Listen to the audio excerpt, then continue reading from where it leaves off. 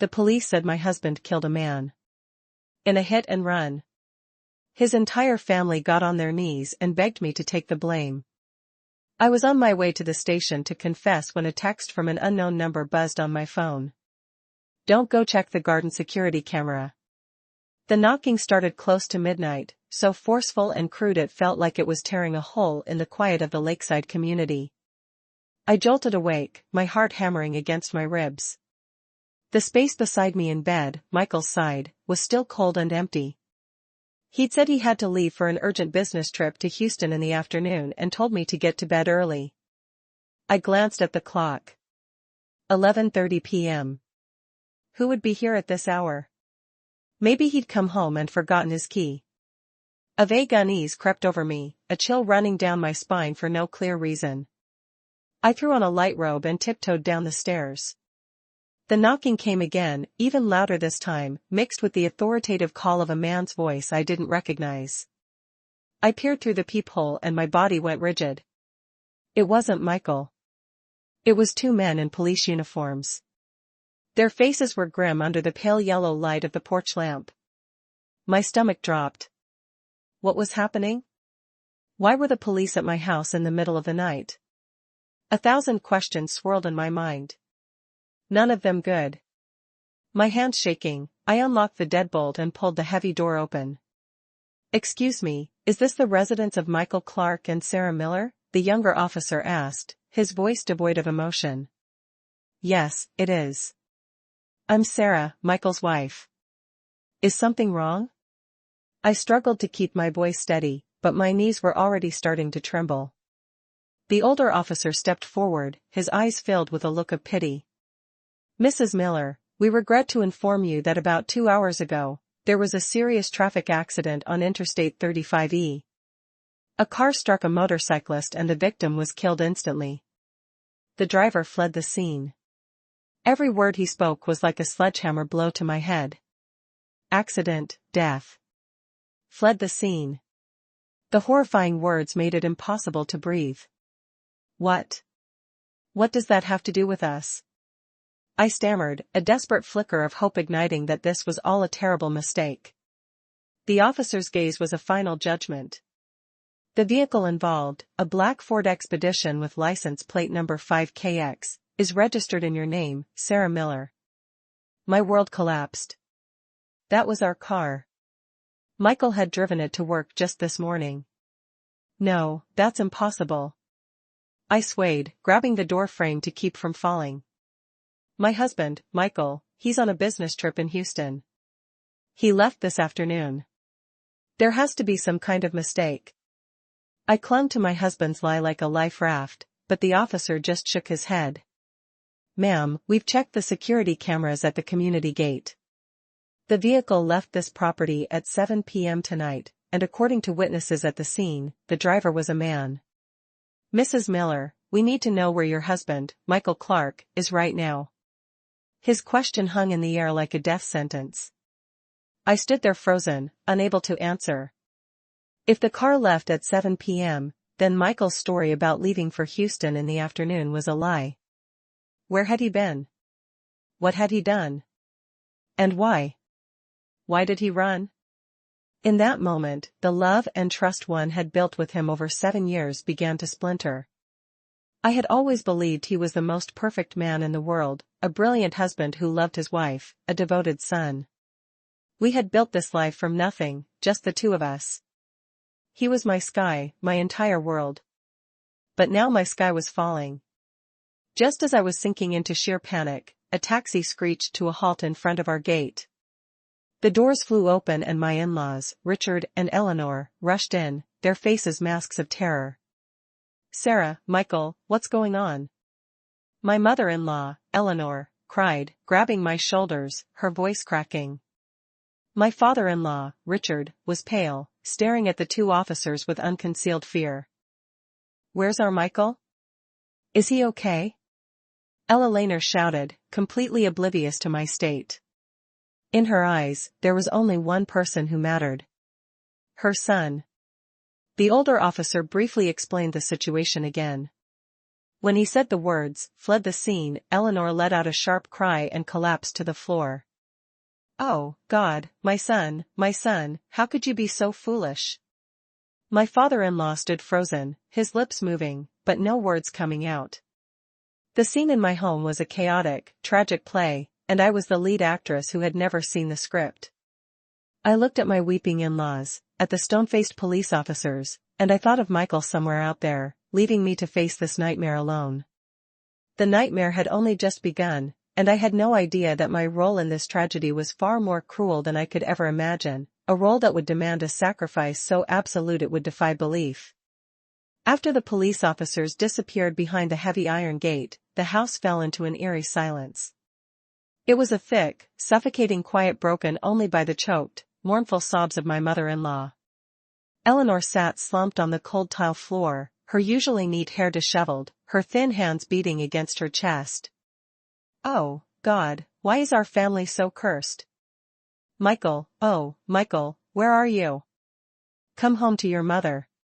She wept, but not a single one of her tears was for the man who was dead. All her pain, all her anguish revolved around one name, her son. My father-in-law, Richard, stood like a statue beside her. His face ashen, his shoulders slumped. He didn't cry, but his silence was more terrifying than any scream. I stood in the middle of my own luxurious living room, feeling like a stranger. My mind was a blank slate. My heart shattered. A part of me still refused to believe it, still clung to the hope that this was all a horrific mistake. My Michael, the husband I adored, the man who was always so gentle and thoughtful, how could he commit such a monstrous crime and then run away? I tried to suppress my own grief, and stepped forward to help Eleanor up. "Mom, please try to be calm. Come sit on the couch. I'll make you some chamomile tea to warm you up." Eleanor looked up at me, her eyes red and swollen. But in them, I saw no comfort, only a baseless, misplaced resentment.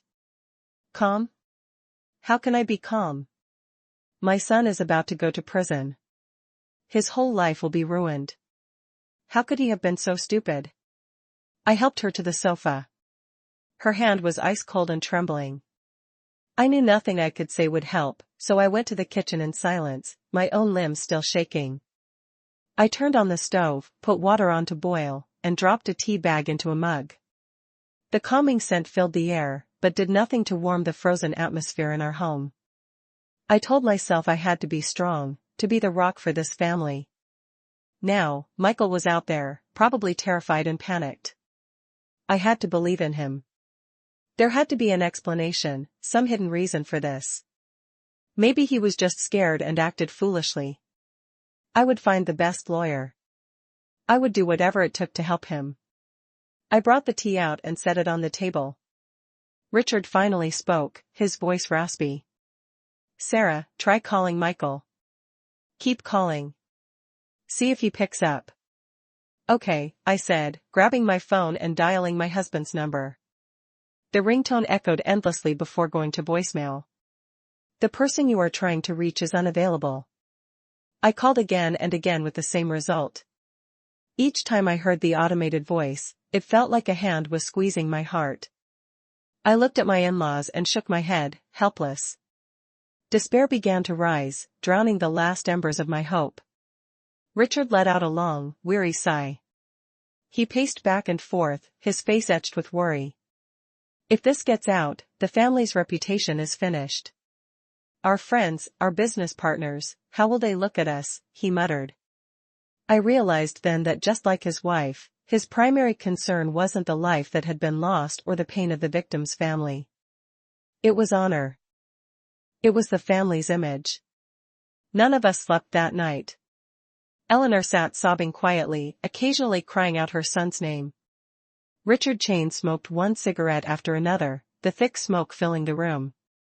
And I was a silent ghost moving about, now handing Eleanor a glass of water, now opening a window to let the smoke out. I must have called Michael 100 times until my phone battery was nearly dead. I sent him texts filled with worry and pleading. "Where are you? Please come home. I'm here. We can figure this out together." But my only reply was a terrifying silence.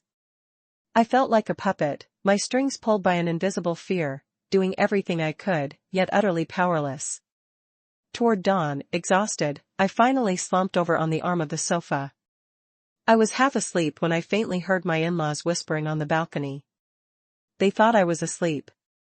I cracked my eyes open, held my breath, and listened. There's only one way out of this now. Richard's voice was low and decisive. What way? Tell me. I'll do anything to save my son, Eleanor pleaded. Don't be hasty. This needs to be calculated carefully. Michael has already fled, which makes his crime even worse. But the car is registered in Sarah's name. A long silence followed. My heart skipped a beat. Why did he emphasize that detail? What was he implying? What do you mean? Ella Laner asked, her voice laced with suspicion. Just think about it. Richard's voice grew softer, fading into the wind. She's his wife. She loves him that much. And besides, she's the owner of the car. I couldn't hear the rest. But those few sentences were enough to send a chill down my entire body. What were they suggesting? Why were they dragging me into this? So, what if I was the owner of the car? I tried to reassure myself that I must have misheard, that I was being overly sensitive, they were just analyzing the situation. But a feeling of unease, like a venomous snake, had already slithered into my mind, planting seeds of doubt. I closed my eyes, pretending to be asleep, but Richard's words echoed in my head. She's his wife. She loves him that much. The next morning, Eleanor was no longer crying. She sat on the sofa, her eyes puffy, but her gaze was strangely sharp. As I was cleaning up the living room, she called me over. Sarah, come here. I need to talk to you. I walked over. A knot of anxiety in my stomach. She took my hand. The same hand that had been so cold last night now gripped mine with an unusual intensity. Sarah, she began, her voice from crying. You are the eldest daughter-in-law of this house. You are Michael's wife. Our family is facing a disaster. He foolishly ran away, and now you're the only one we can rely on. I looked at her, not fully understanding. She stared deep into my eyes, her expression no longer one of resentment, but of pleading, a calculated pleading I couldn't quite decipher. Do you love Michael? Would you do anything for him? I nodded reflexively. Yes, of course. He's my husband. Ella Laner nodded slowly, a strange, unreadable smile flickering across her lips. Good. I knew you were a devoted daughter-in-law. Right now, you're the only one who can save Michael, the only one who can save this entire family. Her voice was like a hypnotic whisper, placing an invisible, crushing weight upon me. I didn't know it then, but her words were the prelude to a cruel proposition, a carefully laid trap, and with my blind love, I was walking right into it. She said only I could save him, but I never could have imagined that the way they wanted me to save him was to push me down a path with no escape. A path where I would no longer be myself. Eleanor's words hung in the thick, tense air of the living room. Right now, you're the only one who can save Michael. The only one who can save this entire family. I looked up at her, my head still spinning, unable to process the horrific events that had just unfolded. I don't understand. I really don't understand what you're saying. Save him.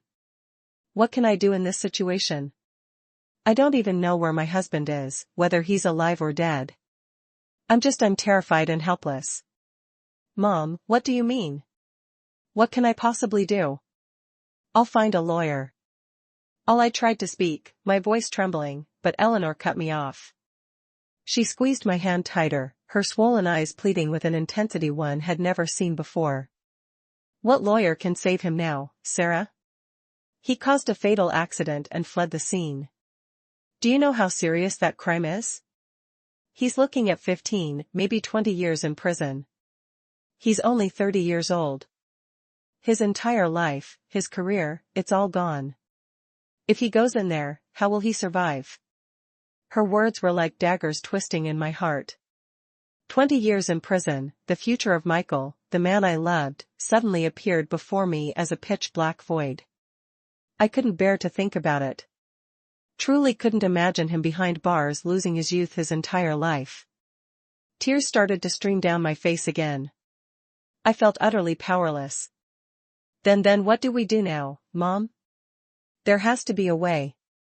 At that moment, my father-in-law, Richard, who had been pacing silently, suddenly stopped. He walked over and placed a hand on my shoulder, his voice low and calculating. "Sarah, calm down and listen to me. Your mother and I have been thinking about this all night. At this point, even if Michael turns himself in, he can't escape the charges. But there is still one way, one single way to save him and to preserve this family's reputation." I looked up at him, my vision blurred by tears. In my desperation, his words were the only life raft in a stormy sea. "What is it, Dad? Please tell me. As long as it saves Michael, I'll do anything." I said it without a second of hesitation, not realizing that those were the exact words they were waiting to hear. Richard glanced at his wife, a meaningful look passing between them before turning back to me. "Sarah, do you remember who the car is registered to?" His question stunned me. I began to vaguely understand. It's registered to me." "Exactly." He nodded. "Legally, you are the owner of the vehicle. When the accident happened, there were no witnesses who got a clear look at the driver's face. They only know it was a man, but that was an initial statement. It can be changed." My throat went dry. I felt like I couldn't breathe. I shook my head frantically, a terrifying fear creeping over me. "Dad, what are you implying? Please don't scare me." "There's nothing to be scared of, my dear." Eleanor chimed in, taking my hand again. This time, her voice was sickeningly sweet. "Think about it. You're a woman. You have a good record. No prior offenses. If you come forward and say that you were the one driving, that you panicked and caused the accident and then fled, the court will be much more lenient. Your father and I have already spoken to a lawyer. In your case, it's highly likely you would only get a suspended sentence." "A suspended sentence? Do you understand?" "That means you won't have to spend a single day in jail, just probation, for a period of time. Suspended sentence, no jail time." The words were like a hypnotic lullaby trying to soothe the horror rising within me. But I wasn't a child. I knew exactly what I was hearing. They wanted me, an innocent person, to confess to a crime for their son. They wanted me to take the fall for vehicular manslaughter. "No, I can't," I said trembling, trying to pull my hand away from Eleanor's. "I wasn't driving. I can't lie like that. It's illegal. Besides, my parents, my family, what would they think?" "Your family is something we can handle," Richard said decisively. "We'll tell your parents that this is the best way to save both of you. We will support them financially, make sure they want for nothing. As for the law, don't worry. I've already contacted the best law firm in the city. They'll handle everything. They'll offer the victim's family a very large sum of money to get them to drop the charges. Everything will be arranged. All you have to do is confess. Just by doing that, you will save your husband's entire life." Save your husband's life. The phrase echoed in my mind. I looked at Ella Laner's grief-stricken face, at Richard's hopeful expression, and I thought of Michael. I imagined him in prison, his bright future extinguished. My heart ached. For the past 7 years, he had protected me, loved me. He never let me suffer any hardship. Now that he was in trouble, could I really stand by and do nothing? But what about me? What about my life? Even a suspended sentence would be a stain I could never wash away. I would have to live with it forever. Seeing my hesitation, Ella Laner began to weep even more dramatically. "Sarah, I'm begging you. I'll get on my knees and beg you. Please save my Michael. He's my only son. He's my life. If anything happens to him, I won't be able to live." She actually started to kneel. but Richard held her back. That scene, that plea, those tears, it was all an invisible net tightening around me. Love, pity, a wife's sense of duty, all of it was screaming in my mind, battling with reason and fear. I felt like I was standing on the edge of a cliff. On one side was my own safety. On the other, the future of the man I loved. And they, my own in-laws, were behind me, slowly pushing me toward the abyss. I sat there in the cold living room, surrounded by pleas, tears, and cruel calculations. I knew that my decision would not only change my life, but would also be the ultimate test of my 7-year marriage. Their offer wasn't just a sacrifice, it was a trade. And I didn't know that no matter which path I chose, I had already lost this game from the very beginning. I looked at their faces waiting for me to say the words they wanted to hear. But deep in their eyes, I saw not just pain, but something else, a chilling coldness, and I wondered, was this the first time they were willing to sacrifice someone else to protect their precious son? The room was suffocatingly silent, filled only with Eleanor's choked sobs and Richard's heavy breathing. I sat like a statue, my mind a whirlwind of conflicting thoughts. Confess for my husband. Those words repeated in my mind as cold and sharp as a shard of ice. I had to take the blame for a crime I didn't commit, accept a criminal record, even a suspended one, in exchange for the freedom of the man I loved. Was it worth it? How deep was my love for Michael? Was it deep enough to sacrifice my honor, my entire future? I closed my eyes and an image of Michael appeared.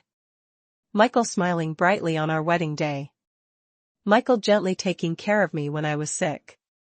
Michael holding my hand as we walked by the lake, promising me a happy future. For 7 years, he had been my entire world. He was my reason for striving, my safe harbor when I was weary. Now my world was on the verge of collapse. Could I really just stand by and watch? But then another image forced its way in. My parents back home, 2 people who had worked hard their whole lives, always so proud of their well-behaved, successful daughter. If they knew I had been convicted of killing someone, even just on paper, how devastated would they be? How would they face the gossip, the pointing fingers of their neighbors? And what about me? How would I face myself? I would live the rest of my life with a stain that could never be erased, with fear and guilt. I couldn't. I really couldn't. I opened my eyes and looked directly at my in-laws, mustering all my courage to refuse. Mom, Dad, I can't do it. This is too much for me. I'm sorry, I said, my voice shaky but firm. But as soon as the words left my mouth, a horrifying scene unfolded before me. Sarah, I'm begging you. Eleanor shrieked mournfully, and without a moment's hesitation, she dropped to her knees on the cold floor right in front of me. I'm begging you. Please save my Michael. Her kneeling was like a sledgehammer blow to my struggling resolve. I was horrified, scrambling to my feet to help her up, but she clung to my legs, sobbing hysterically. If you don't confess for him, he's finished. He's all I have. Can you be so heartless as to watch this old mother lose her son? I stood frozen, my entire body shaking. A mother-in-law who had always been so proud and powerful, who had never bowed to anyone, was now kneeling at my feet. The sight was more than I could bear. I felt guilty, cruel, and selfish. Mom, please get up. Don't do this. I tried to pull her up, but she wouldn't budge. And then the thing that broke me completely happened. My father-in-law, Richard, the man who always maintained a cold, dignified air, slowly knelt beside his wife. Sarah, he said, his voice thick with anguish. I know this request is cruel, but right now, besides you, no one can save him. Your mother and I are old. We don't have much time left. He is our only hope. We are begging you. For the sake of the past 7 years, for the sake of Michael's deep love for you, please save him. This one time. 2 people, his parents, were kneeling before me, crying, begging. What else could I do? All the resistance within me shattered. My reason was utterly defeated by emotion and pity. I didn't feel like I was making a choice. I felt like I was being forced down a single path with no exit. They had used my love, my sense of duty, and turned it into a chain to bind me to this sacrifice. I agree.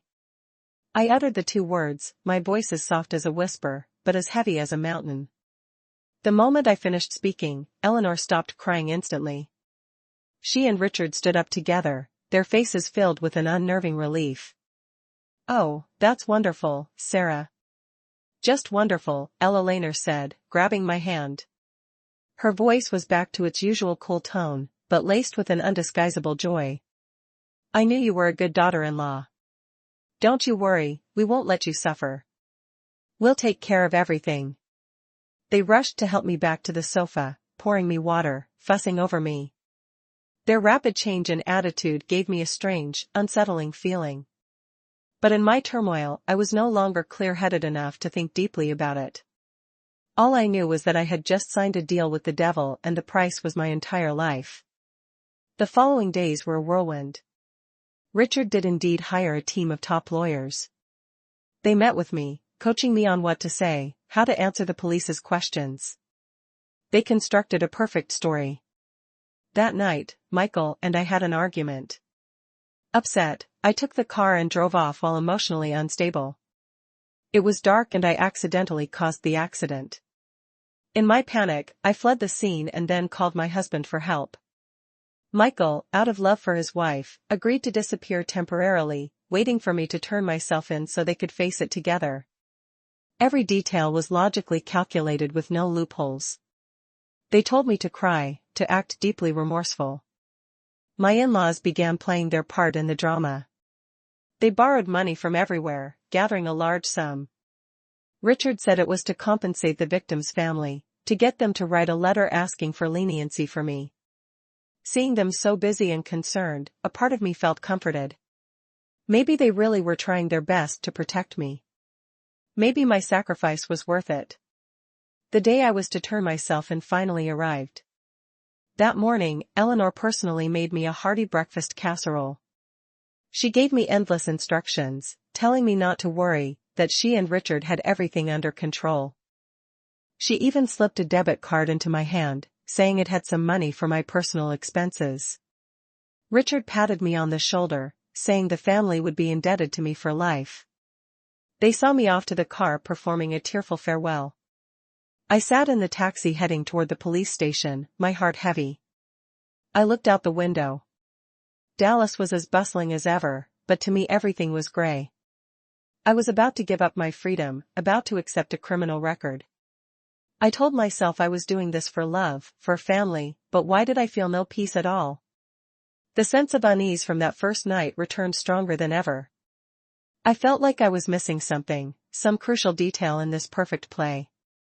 But what was it? I couldn't figure it out. I only knew I was on a road of no return. And I didn't know that even after I had agreed to sacrifice everything, the price I had to pay wasn't finished. It was much, much higher. Because in this play, my role wasn't just a substitute. It was a pawn. A pawn that after serving its purpose would be discarded without a second thought. The taxi rolled forward, taking me down what I believed was a one-way street to the end of my freedom. I sat motionless in the back seat, my eyes staring blankly at the Dallas cityscape rushing past the window. Morning sunlight filtered through the leaves, dancing on the sidewalks. The morning rush was beginning. People with jobs, with futures, with plans, and me. I was on my way to a place where my future would be decided by a lie, a prearranged sentence. My heart was so heavy, it felt like a stone was crushing my chest, making it impossible to breathe. I had reassured myself hundreds, thousands of times that I was doing this for Michael for our 7 years of love. I remembered the day he proposed to me on a starlit beach. He had said I was the most precious thing life had ever given him, that he would spend his entire life protecting me. So now when he was in trouble, sacrificing a little for him seemed like the right thing to do.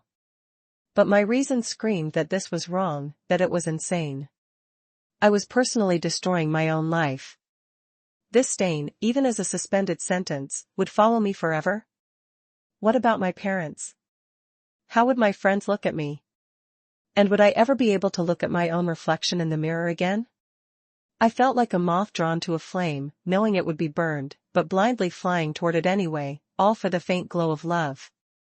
I tried to push the negative thoughts away, remembering the tearful performance of my in-laws. They had knelt. They had begged.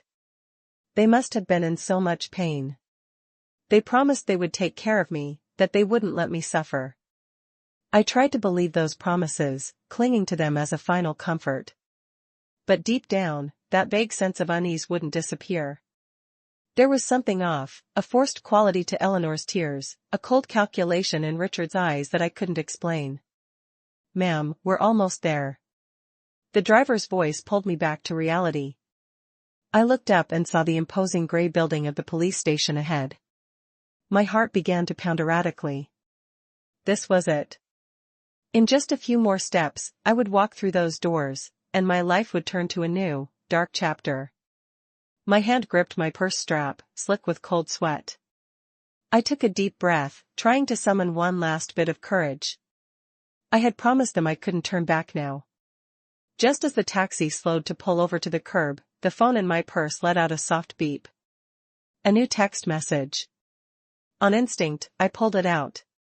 It was probably my in-laws offering one last word of encouragement, but no. On the screen was a completely unknown number, not in my contacts. And the message itself was short, but it hit me like a bolt of lightning, freezing my thoughts completely. Don't go. Check the garden security camera. I read the words over and over, unable to believe my eyes. Don't go. Check the garden security camera. Who was this? Who sent this message? And how did they know I was on my way to confess the garden camera? I suddenly remembered a few months ago, for security reasons, we had installed a camera system around the house. One camera was mounted high up with a clear view of the entire front yard, the gate, and the garage where Michael usually parked his car. But why check it? What did it have to do with the accident? A torrent of questions exploded in my mind, overwhelming my fear. The message was too sudden, too mysterious, but it planted a powerful seed of doubt, fanning the flames of the unease I had been trying to suppress. "We're here, ma'am," the driver said, his tone expectant. I looked out the window. The iron gates of the police station were just a few yards away. I could see officers walking around inside. The moment I stepped out of this car, there would be no going back. My promise to my in-laws, the image of Michael suffering in prison, it all swirled in my head.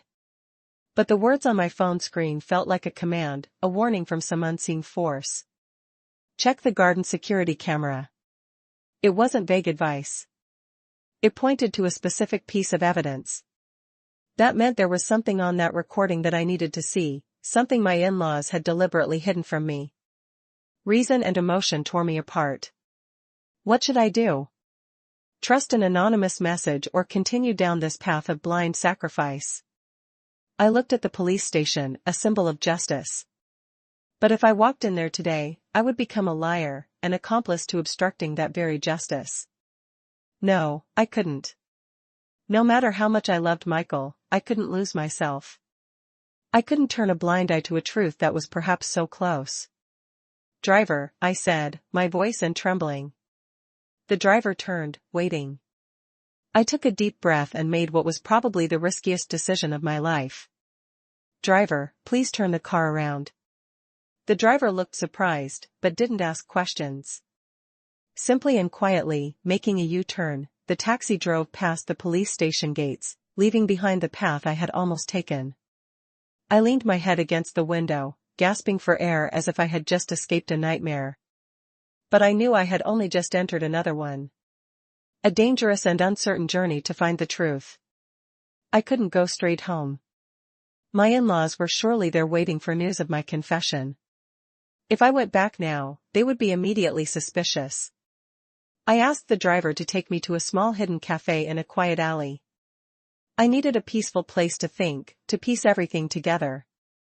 I sat in a corner of the cafe, the coffee in front of me long since cold. My hand was still shaking. The mysterious text message remained on my screen, the only glimmer of light in the darkness that surrounded me. I didn't know who the sender was, friend or foe, but they had given me a chance to stop before it was too late. The garden camera, that was the key. But how could I see the footage? The system was connected to the computer in Michael's home office. I had to get into that house, into that room, without anyone knowing. This game had completely changed. I was no longer a pawn waiting to be sacrificed. I was now a player making a risky move to turn the tables. And I knew that to see that footage, I couldn't just walk in through the front door. I would have to return to my own home like a thief. The coffee in front of me had gone completely cold, but I hadn't touched it. My mind was stretched taut like a piano wire, racing to devise a bold and risky plan. Return home like a thief. The irony was not lost on me. I, the legal owner of the house, now had to sneak into my own home. But I had no other choice. The footage from the garden security camera had become an obsession, a secret I had to uncover at any cost. I knew for certain that my in-laws were still at home, probably anxiously waiting for the news that I was safely in police custody. I couldn't call or text them. Any action would arouse suspicion. I needed an excuse, a plausible reason for them to leave the house, even for a short time. I thought for a long time, turning over every possibility. Then an idea struck me. My mother-in-law Eleanor had a weakness, her superstition. She believed blindly in psychics, in spiritual advisors, in anything related to the supernatural. I remembered a renowned psychic downtown whom Eleanor had always wanted to see, but never had the chance. I decided to use this to my advantage. Using a burner phone I'd bought earlier, I created a new messaging account with a profile picture of a spiritual symbol. I then sent a message to Eleanor written in a mysterious and lofty tone pretending to be the psychic's assistant. Greetings. The master has sensed a great calamity in your household recently. A severe downturn in fortune. Out of compassion, he wishes to offer guidance on how to resolve it. Today at 11 a.m. sharp and for 1 hour only, the master will be present at the Serenity Grove retreat for a special blessing. If you are sincere, bring the birth dates of all family members for him to review. To be late is to be without fate. Fortune or disaster hangs in the balance. I knew it was a long shot, but given Eleanor's panicked state and her blind faith, I believed she wouldn't pass up this opportunity. I held my breath and waited. 10 minutes, then 20, passed with no reply. I started to lose hope, but then my phone pinged. It was a reply from my mother-in-law. Thank you. Thank you so much. Our family will be there on time. I let out a sigh of relief. The first step of the plan was a success. The retreat was quite a distance from our house. The round trip would take at least 2 hours. That was more than enough time for me to act. I paid for my coffee and hailed a ride share, asking the driver to drop me off in a small alley behind my gated community. I couldn't use the main entrance. Behind our house was a wall that wasn't too high, and next to it stood a large oak tree with branches reaching over into our yard. I'd seen neighborhood kids climb it to retrieve lost balls. Today, I would do the same. My heart pounded like a drum as I clung to the rough bark of the tree, scrambling up. My dress was restrictive, and my heels made me slip several times, but the thought of the truth waiting for me gave me strength. Finally, I managed to swing myself over the wall, landing safely on the soft grass below. The house was eerily silent. I crept around to the front and peered through a window. The inside was empty. They were gone. I breathed a sigh of relief and retrieved the spare key I always kept hidden under a potted plant. The side door opened with a soft creak. I slipped inside, my heart in my throat. I went straight to Michael's office on the second floor. The room was messier than usual with papers scattered on his desk. Wasting no time, I turned on the computer. Luckily, he didn't have a password. I quickly found the camera management software. The interface appeared showing live feeds from the 4 cameras around the house. My hand shaking, I clicked on the playback history. I selected the garden camera and rewound to the time of the accident around 9 p.m. 3 days prior. The footage began to play. The image quality was surprisingly clear. I held my breath, my eyes glued to the screen. At first, everything was normal. The yard was quiet under the yellow porch lights. Then I saw the front door open, but the person who stepped out wasn't Michael. It was Kevin, my reckless, irresponsible brother-in-law. And right behind him was Michael. Michael looked angry, saying something to Kevin, who just laughed it off with a defiant expression. He snatched the car keys from Michael's hand and jumped into the Ford Expedition. A shock went through me. The driver that night wasn't Michael. It was Kevin. Michael tried to pull Kevin out of the car, but failed. They struggled for a moment, and finally, Michael gave up, opened the passenger door, and got in. The engine started, the headlights flared, and the car slowly rolled out of the gate. My heart stopped. What did this mean? Why was Kevin driving? Why was Michael with him? And why did the entire family pin the blame on Michael, then force me to take the fall? My mind was in a complete turmoil. I fast-forwarded the tape. Around 10:00 p.m. The expedition returned. It sped into the yard and screeched to a halt. The driver's door flew open. Kevin stumbled out, his face pale, his body trembling. Michael got out from the passenger side, looking just as horrified. I hit someone, man. I could hear Kevin's terrified voice through the camera's microphone. He's not moving. Oh God, he's not moving. Michael ran his hands through his hair, pacing frantically. I told you not to drive. You're drunk. Now look what you've done. At that moment, the front door burst open. My in-laws rushed out, probably having heard the noise. What happened? Eleanor asked, panicked. Kevin broke down, sobbing, and confessed everything. After hearing the story, Eleanor's face went white, but she didn't scold Kevin. Instead, she turned to Michael, her gaze sharp as ice. You were in the car, too? Yes. I tried to stop him, but he wouldn't listen, Michael stammered. And then I heard a sentence so cruel and cold it made the blood in my veins freeze. My mother-in-law, Eleanor, stared directly at Michael and said, "There's only one way. You have to go into hiding right now. Leave the rest to me. Nothing can happen to Kevin. His future is too important." I sat frozen in front of the screen. The entire truth was laid bare. A truth more horrific and cruel than I could have ever imagined. It wasn't Michael who caused the accident. It was Kevin. And Michael didn't flee on his own. He was ordered to by his own mother. This entire drama, from Michael's disappearance to blaming him and forcing me to confess, was a conspiracy orchestrated by my mother-in-law, all to protect her precious younger son. I had been deceived. All of us, even Michael, were just pawns in her plan. A wave of nausea rose in my throat, disgust, rage, and excruciating pain. I was ready to sacrifice my life to save a husband, to protect a family. But it turned out they had never considered me family at all. I was just a tool, a convenient scapegoat. My shaking hand reached out and clicked the button to save the video file to a USB drive. Just then, I heard the familiar sound of a car pulling up to the gate. My heart leaped into my throat. They were back, much earlier than I had anticipated. What do I do? The USB drive with the video was still plugged into the computer, and I was trapped inside my own house with a deadly truth in my hand. The sound of the familiar car engine grew closer, louder, like a death knell.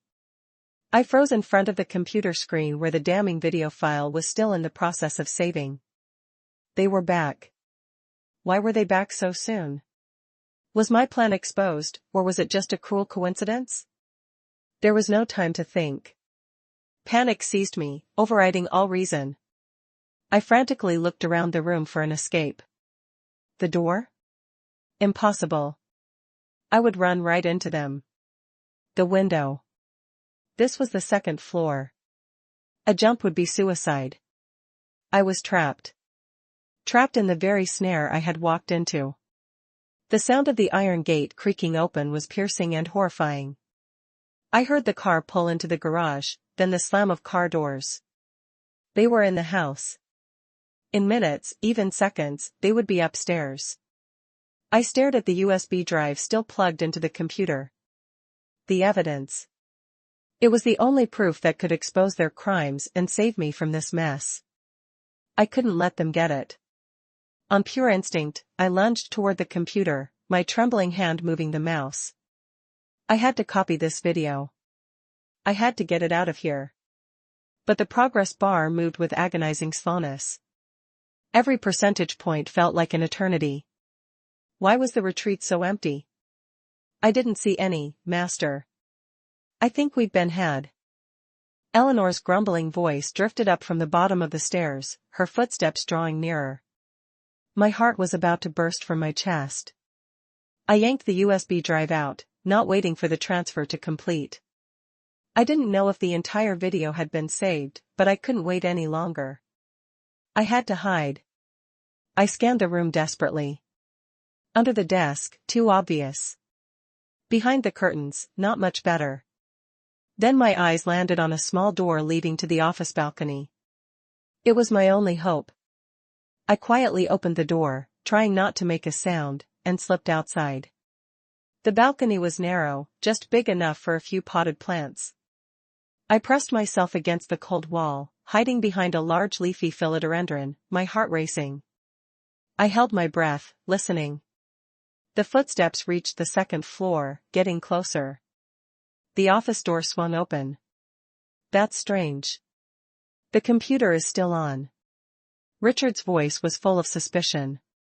Did someone come in here? I thought my heart would pound its way out of my chest, certain they could hear it. It was probably just Sarah. She must have come back for something and left again, Eleanor replied, sounding unconcerned. Forget about it. The important thing now is to figure out how to handle this mess smoothly. That text message was definitely just some bored kid playing a prank on us. They had realized the message was fake. Luckily, they didn't suspect I was behind it. I heard them rummaging around the room, the rustle of papers. They were looking for something. Here they are, Richard said. Her insurance policies and all her savings account books. We need to hide these somewhere safe. It'll be a problem if she changes her mind and comes back demanding her assets. Rage flared inside me, overwhelming my fear. Even now, all they cared about was money, my money. They didn't just want me to take the blame. They wanted to take everything I owned. They stayed in the room for a while longer, discussing how to contact the lawyer, how to arrange the lightest possible sentence for me. Every word they spoke was another stab to my already wounded heart. I stood on the balcony as a light rain began to fall. The cold drops hit my skin, but were nothing compared to the chill in my soul. I had once loved and respected these people. Now I had to listen to them plot my imprisonment and steal my property without a shred of remorse. After what felt like an eternity, they finally left the office. I heard the door close, then their footsteps retreating down the stairs. I let out a shaky breath, my body going limp against the wall. I was safe for now, but how could I get out of here? I couldn't climb back over the wall. I looked down. The distance from the second-floor balcony to the ground wasn't too great. Below was a lawn. A jump might injure me, but it was the only way.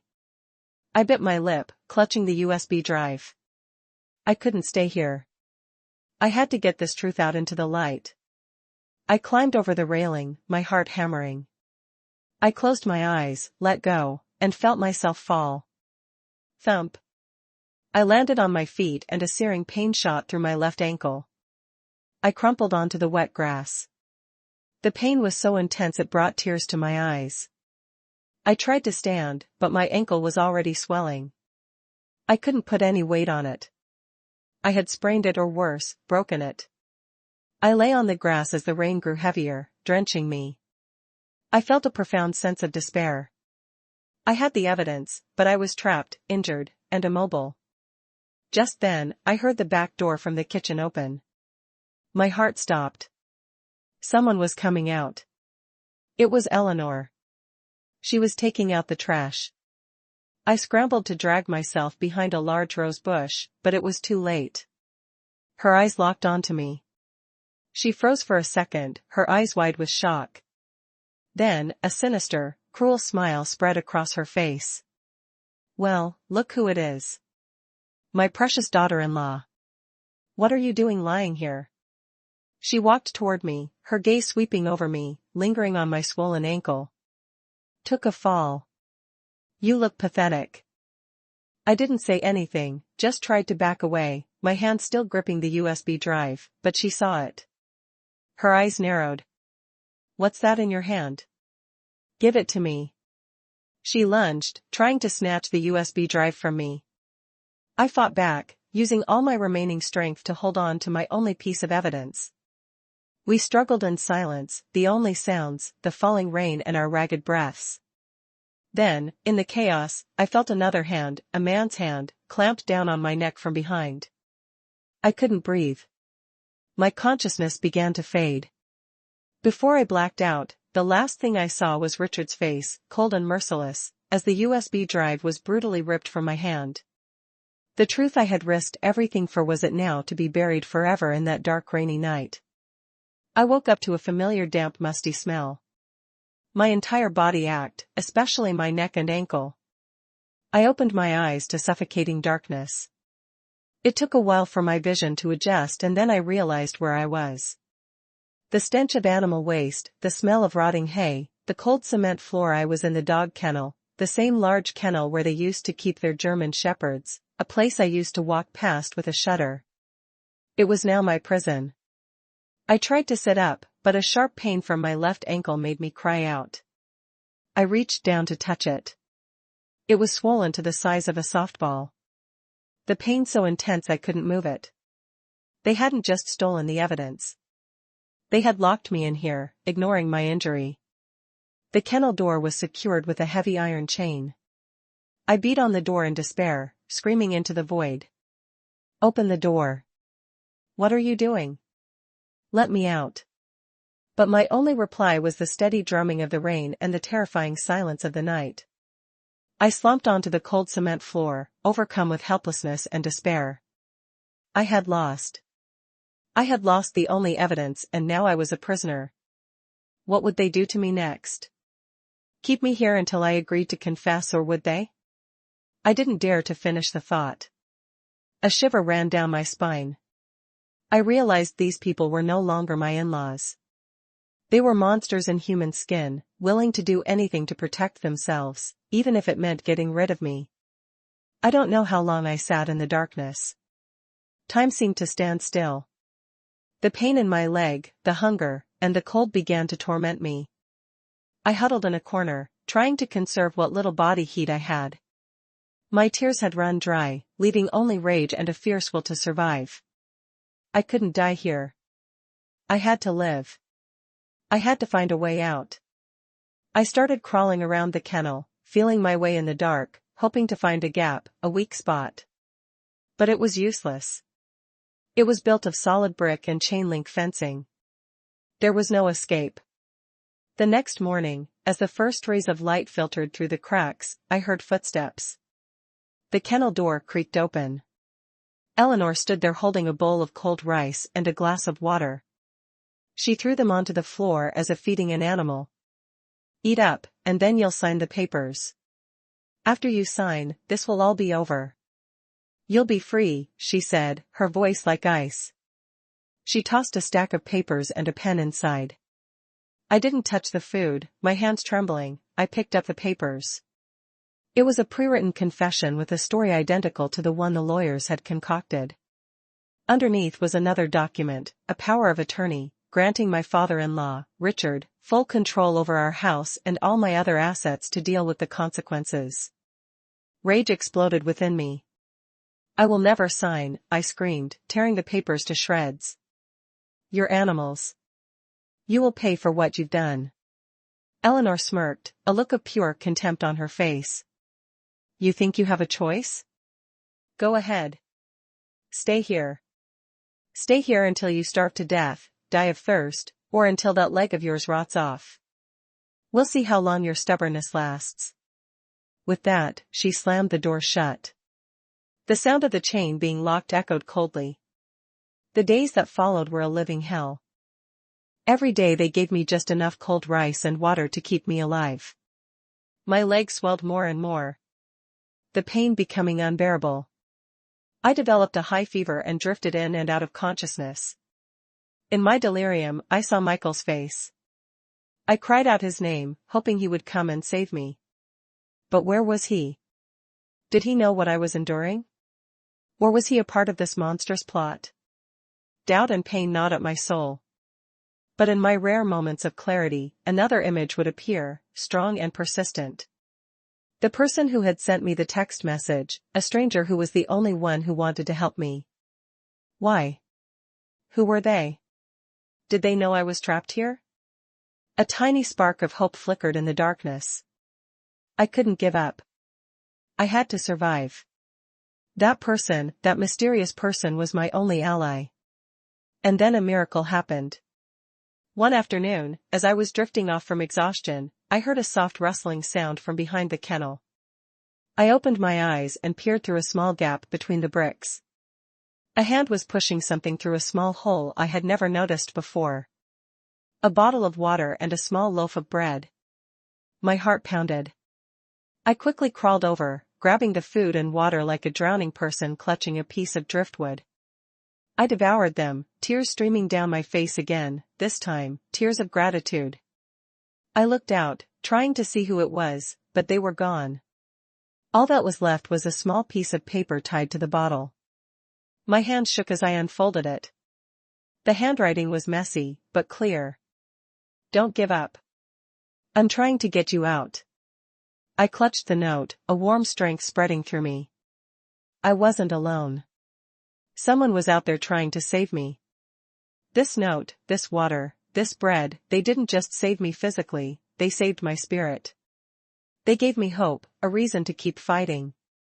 In the following days, the mysterious person continued to supply me with food and water through the small hole. Sometimes it was a carton of milk, sometimes a few painkillers. They never showed themselves, only leaving short notes. Hang in there. Almost time. Don't let them know. I carefully hid all traces of the help. I pretended to grow weaker, to be on the verge of despair. I stopped screaming and beating on the door. I just lay still and waited. Then, on a dark, rainy night, the 7th night of my imprisonment, I heard a strange sound, a soft click from the lock. I held my breath and crawled toward the door. The heavy iron chain was unfastened. The kennel door slowly opened. A tall figure in a hooded raincoat stood in the doorway. He motioned for me to be silent, then bent down and lifted me onto his back. I didn't know who he was. I could only feel the warmth and strength of his back. He carried me through the rain, around the back of the house, and over the same wall I had once climbed. A car was waiting in the small alley. He gently placed me in the back seat, handing me a phone and a warm blanket. Before closing the door, he said one sentence, his voice deep and surprisingly familiar. Go to this address. Someone will help you. Then he turned and disappeared into the rain. I sat in the car, stunned and in disbelief. That voice, I had heard it somewhere before, but there was no time to think. The car started moving, carrying me away from that living hell. Looking back at the house, now a blur in the rain, I knew this game wasn't over. It had just begun again. But this time I was no longer a lone pawn. I had an ally, a mysterious ally whose connection to my in-laws was far more complex and deep than I could ever imagine. The car sped through the white curtain of rain, leaving the house and its horrific memories behind. I was still shaking, not from the cold, but from the shock. Who was that mysterious man?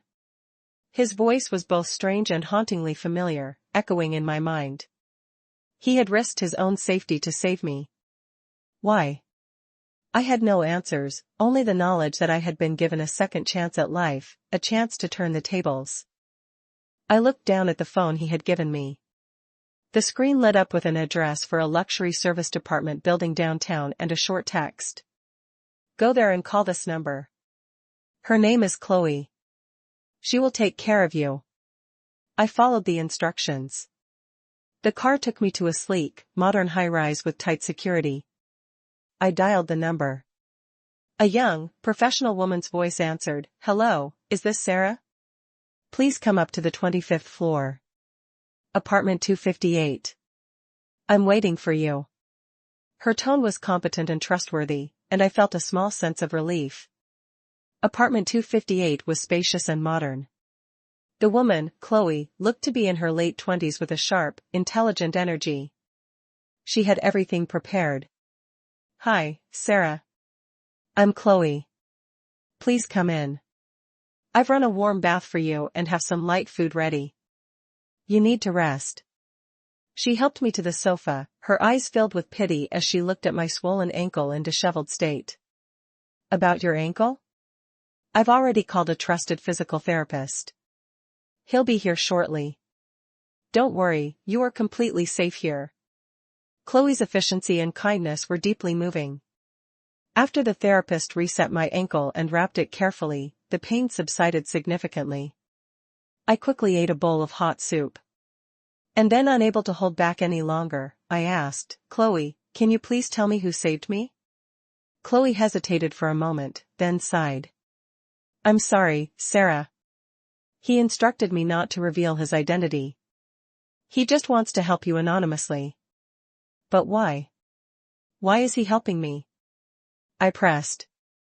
Chloe was quiet for a moment. "Perhaps it's because he was also a victim of that family. And perhaps in you, he sees the image of someone he wasn't able to protect in the past. A victim, someone he couldn't protect." Chloe's words only deepened the mystery. What kind of feud did he have with my in-laws? And who was this person from his past? I didn't ask any more questions. I knew Chloe wouldn't tell me, but a new resolve formed within me. I would find out who he was, if only to thank him properly. That night, for the first time in over a week, I lay in a soft, clean bed, but I couldn't sleep. The nightmares of my captivity, the cruel faces of my in-laws, and above all, the truth about Kevin's crime and the family's cover-up played over and over in my mind. I had lost the USB drive, but its contents were burned into my brain. I had to get it back. I had to make them pay. The next morning, Chloe had breakfast and a fresh set of clothes ready for me. "Sarah, he told me to give you this." She handed me a new laptop and another phone, he said. "Now we begin the counterattack." Chloe's eyes glinted with determination. "He's installed special software on the laptop. Do you remember the password to access your home security camera system?" I nodded eagerly. "I remember it perfectly." "Excellent." Chloe smiled. "We're going to try to access this system remotely. If they haven't deleted the data, we'll get that video back." My heart hammered as I typed in the IP address and password. Chloe and I both held our breath. And then the camera management interface appeared on the screen. They hadn't deleted it. Perhaps they were too confident after getting the USB drive. Or maybe they just weren't tech-savvy enough to know the data was still on the hard drive. My hand trembled as I clicked on the playback history. My heart nearly leaped out of my chest when I saw the video file from that fateful night was still intact. "We got it," Chloe whispered excitedly. We quickly downloaded the video to the laptop and made multiple backup copies. Holding the irrefutable evidence in my hands, I felt a surge of strength. The fear was gone, replaced by cold fury and a meticulous plan for revenge. "Chloe, help me contact the best lawyer you know," I said, my voice eerily calm. "And help me find information on the victim's family from the accident. I want to meet them." Chloe nodded without hesitation. "Consider it done." In the following days, apartment 258 became our secret command center. Chloe, with her connections and quick thinking, put me in touch with a renowned female attorney, Jessica Vance, known for her sharp intellect and integrity. After watching the video and hearing my entire story, Miss Vance said firmly, "Sarah, rest assured, with this evidence, we can not only expose their crimes, but also ensure you are properly compensated for all your suffering, both material and emotional." Chloe also found information on the victim's family. They were a poor working-class family. The man who died, David Peterson, was their sole breadwinner, leaving behind a wife and 2 small children.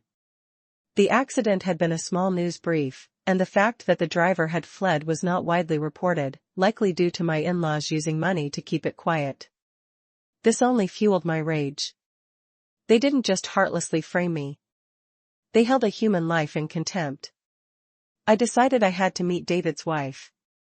I wanted not only to apologize even though I wasn't the one responsible, but also to join her in seeking justice for her late husband. The meeting was arranged at a small diner near her apartment complex. The woman who met me, Laura, had a face worn with grief, her eyes swollen from crying. She looked at me with a mixture of resentment and curiosity. I didn't beat around the bush. I bowed my head and said with sincerity, "Ma'am, I am so sorry. I am the owner of the car that caused your husband's accident. I know an apology is meaningless now, but I came here today to tell you the truth." And then I showed her the video on my phone. Her hand shook as she watched.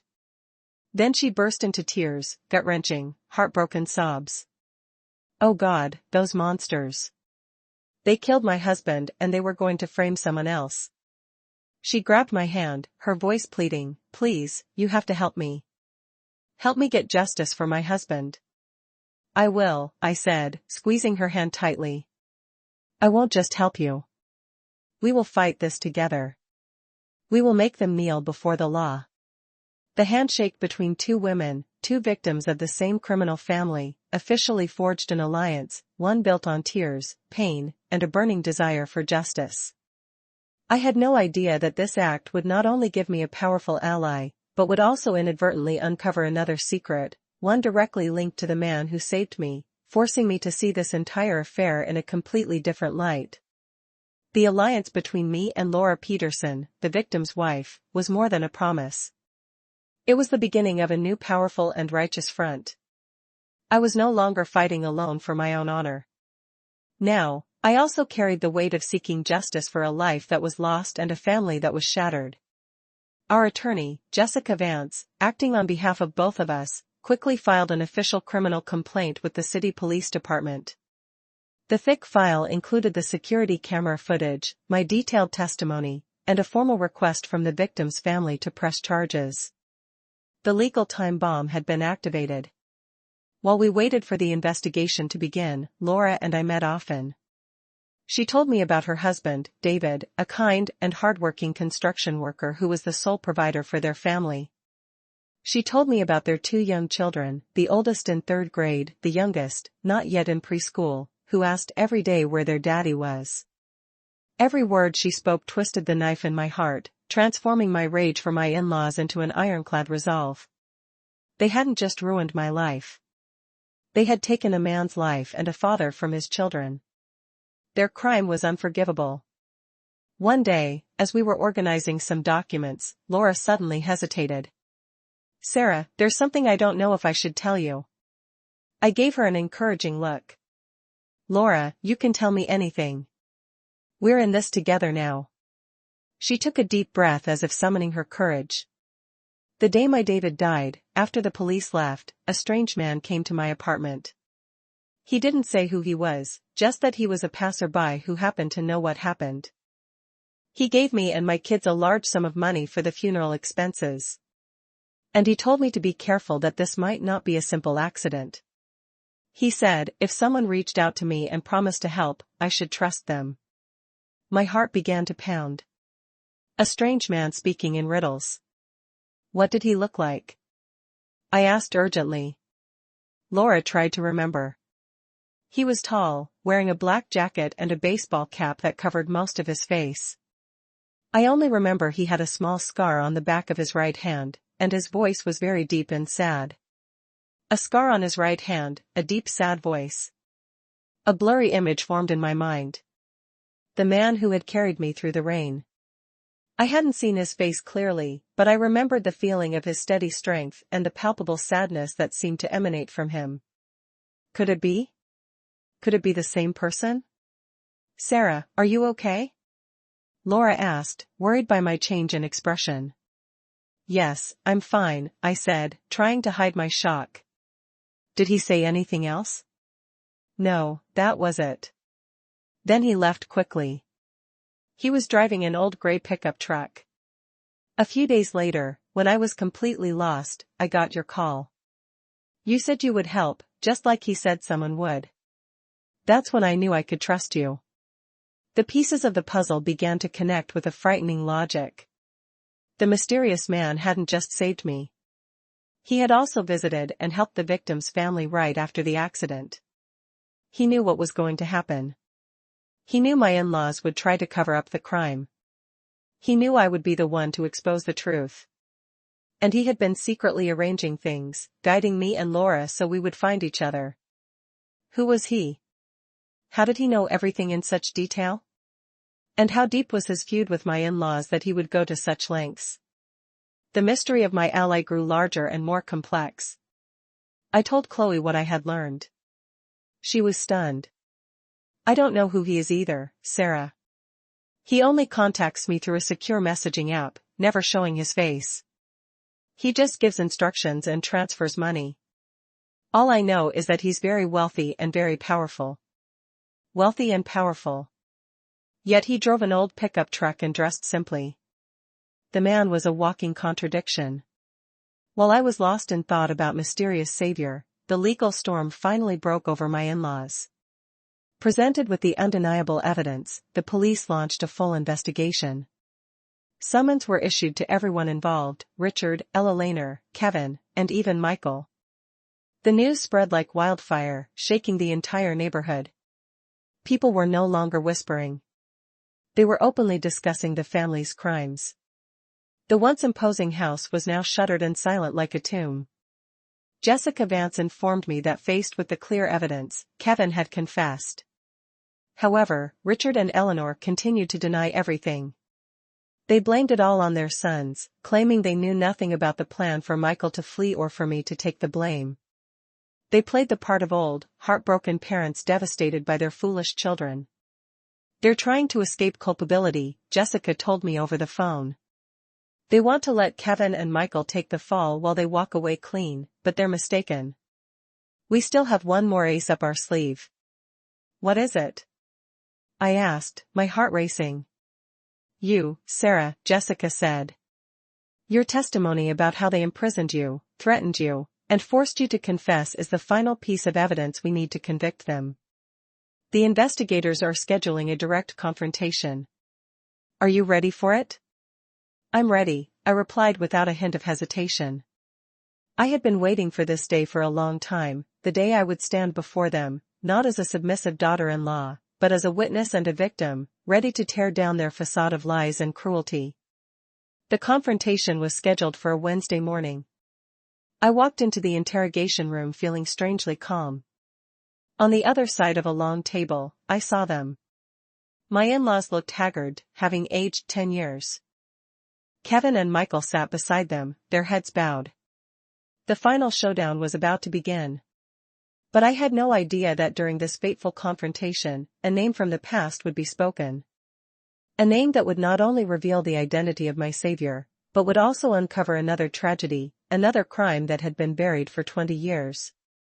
The interrogation room was cold and quiet. The only sound, the whir of the ventilation fan. I sat across from them, separated by a long wooden table. For the first time since everything fell apart, the entire family was together again, not in a fake display of unity, but in the tense, hostile atmosphere of criminals facing justice. The lead investigator, a middle-aged man with a stern face, began without preamble. Richard and Eleanor Clark, this department has sufficient evidence that you orchestrated the plan for your son, Michael Clark, to flee and coerced your daughter-in-law, Sarah Miller, to take the blame for your younger son, Kevin Clark. Do you have anything to say? You have it all wrong, officer. Eleanor immediately launched into her practiced, tearful performance. We're old. How would we know how to do such terrible things?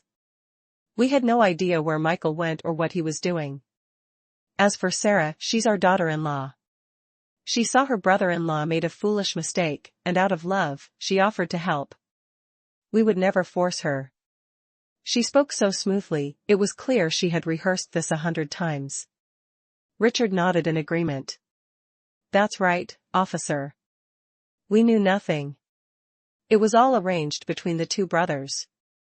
Their audacity was almost laughable.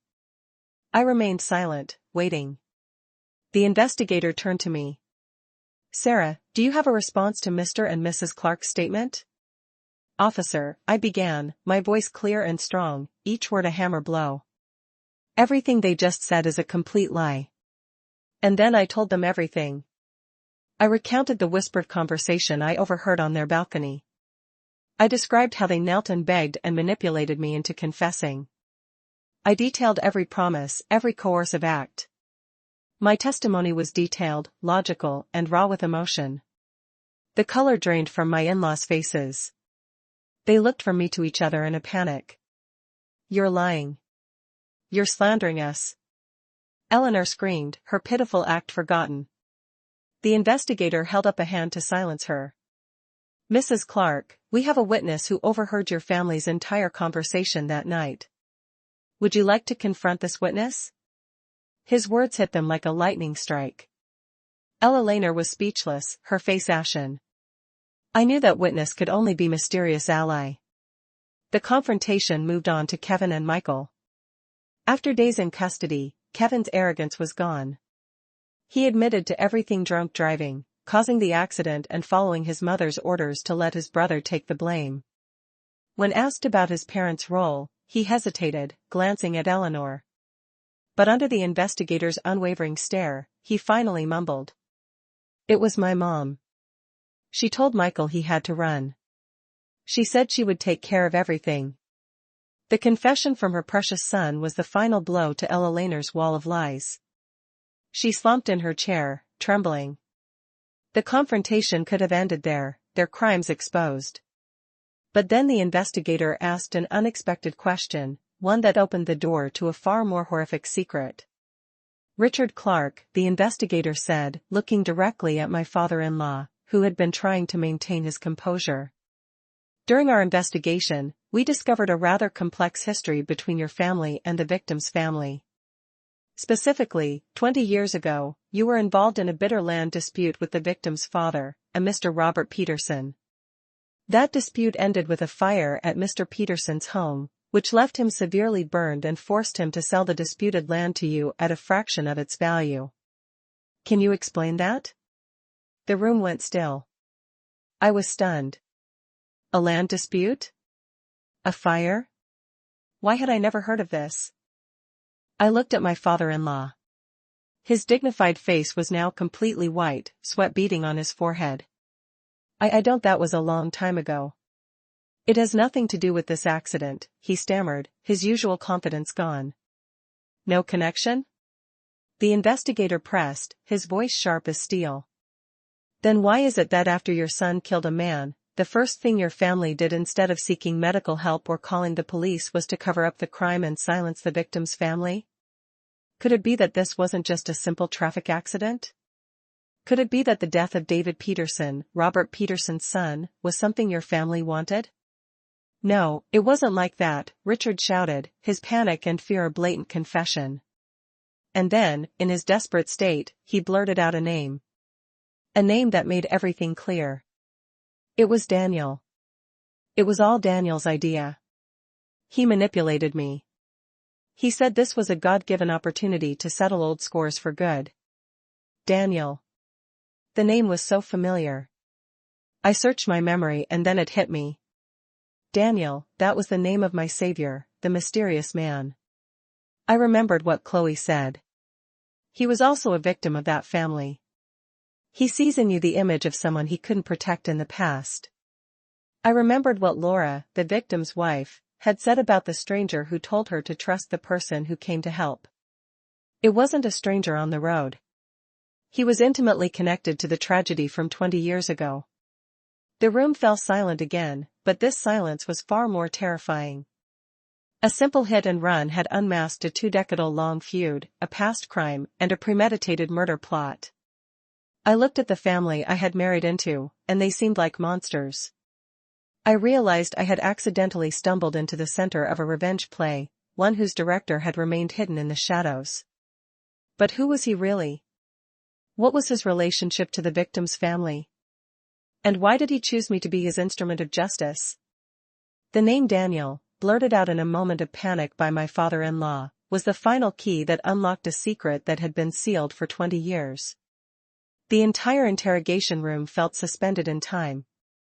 Daniel, the mysterious man who saved me, who had orchestrated everything from the shadows. Who was he? What was the connection between him, the victim's family, and my in-laws? The lead investigator, a seasoned professional, seized on the crucial detail. He stared at my father-in-law, his voice firm. Daniel Peterson. Is that the son of Robert Peterson, the man who sold you his land 20 years ago? Richard Clark's face turned the color of ash. He didn't answer, just dropped his head to the table, his shoulders shaking. His silence was a confession. The final pieces of the puzzle clicked into place with horrifying perfection. The man who saved me, mysterious ally, was Daniel Peterson. He was the son of the man who had been burned in the fire 2 decades ago and the older brother of David Peterson, the man killed by Kevin's reckless driving. He wasn't a random stranger. He was a central figure, a man who had carried a deep-seated grudge for 20 years. The confrontation ended shortly after. My in-laws were taken into custody pending a wider investigation. This was no longer just a hit-and-run case. It was now a major investigation into past crimes. I left the police station in a daze. Instead of going home, I asked Chloe to take me to an address, the address of a small coffee shop where I knew Daniel Peterson used to work as a student, a place I sensed he still frequented. I needed answers. I needed to face the man who had changed my life. The coffee shop was tucked away in a quiet alley. Daniel was sitting in a corner by the window, silently watching the rain. He didn't seem surprised to see me, as if he had been expecting me. "Hello, Sarah," he said, his voice the same deep, sad tone I remembered. "What should I call you? Daniel or my savior?" I sat down across from him, looking directly into his eyes. They were deep and held a sorrow that seemed endless. "Just call me Daniel," he said with a faint smile. "I'm not a savior. I'm just a man trying to right the wrongs of the past." "The past?" I asked. "What really happened that night 20 years ago?" Daniel was silent for a long time, his gaze distant. "That night," he began, his voice raspy.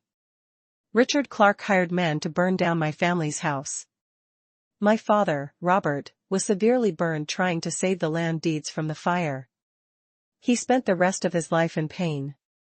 My mother died of a broken heart not long after. Our family was destroyed. All because of that piece of land which Richard stole through violence and intimidation." Tears welled in my eyes. I couldn't imagine the pain he and his family had endured. "Why? Why didn't you go to the police?" "We did," Daniel said with a bitter laugh. "But back then, Richard had money and influence. All the evidence disappeared. The case was closed, ruled an accidental electrical fire. No one was held accountable. My brother David and I grew up with injustice and hatred." He continued, "When I heard that Richard's son had killed my own brother in a hit and run, I knew fate had given me a chance to get justice for both my father and my brother. I followed them, documented their every move, their every conspiracy. I knew they would try to frame you, and I decided to help you. Not just to save you, but so that you could become the sharpest weapon to expose all of their crimes." Now I understood everything. The director of this entire drama wasn't me, and it wasn't my in-laws. It was him, a man who had waited 20 years for his chance at revenge. "Thank you," I said. My voice choked with emotion. "Thank you for saving me, for giving me a chance to start over." Daniel shook his head. "The person you should thank is yourself, Sarah. Your courage went far beyond what I expected. You didn't just get justice for yourself. You got it for my entire family. This debt has been paid." Several months later, the trial was held. With the irrefutable evidence, the final verdicts were delivered. My father-in-law, Richard Clark, received a life sentence for conspiracy, destruction of property, obstruction of justice, and his role in the events leading to David Peterson's death. My mother-in-law, Ella Clark, was sentenced to 18 years for being an accomplice. Kevin received 20 years for vehicular manslaughter and fleeing the scene. And Michael, my husband, received a 7-year sentence for concealing a felony and failing to report a crime. An entire family, an empire built on crime and lies, had crumbled. On the day of the sentencing, Laura and I went to the cemetery together. We stood before the graves of her husband, David, and his father, Robert, and lit incense. "David, Dad, it's over now." Laura sobbed. "The wicked have been punished. You can rest in peace." I looked up at the clear blue sky, feeling a profound sense of peace. The storm had finally passed. After the trial, Daniel came to see me one last time. He told me he was moving Laura and her children to a new city to start a new life. "What about you, Sarah? What are your plans?" he asked. "I'm going to stay here." I smiled. This place taught me a hard lesson. I'm going to start over here, living a life that is my own. We said our goodbyes at a street corner. He headed south. I turned in a different direction. Two people whose fates had tragically intertwined, who had weathered a storm together, now walked their separate ways, both toward a brighter future. A year later, I opened a small flower shop in the center of town. It didn't make me rich, but it gave me peace and joy every day. Laura still called to check in sometimes. She said the kids were in school, their life was stable, and she had found a new job. As for Daniel, she said he was the same, quiet and thoughtful, but the shadow of hatred was gone from his eyes. I was no longer the broken victim I once was. I had learned to forgive, not for them, but for myself, so that I could move on. Every morning, when the first rays of sunlight streamed into my flower shop, I would look at the vibrant blossoms and smile. My life was like these flowers. It had been battered by a storm, but it had endured. Rising up to bloom once more, brighter and stronger than ever.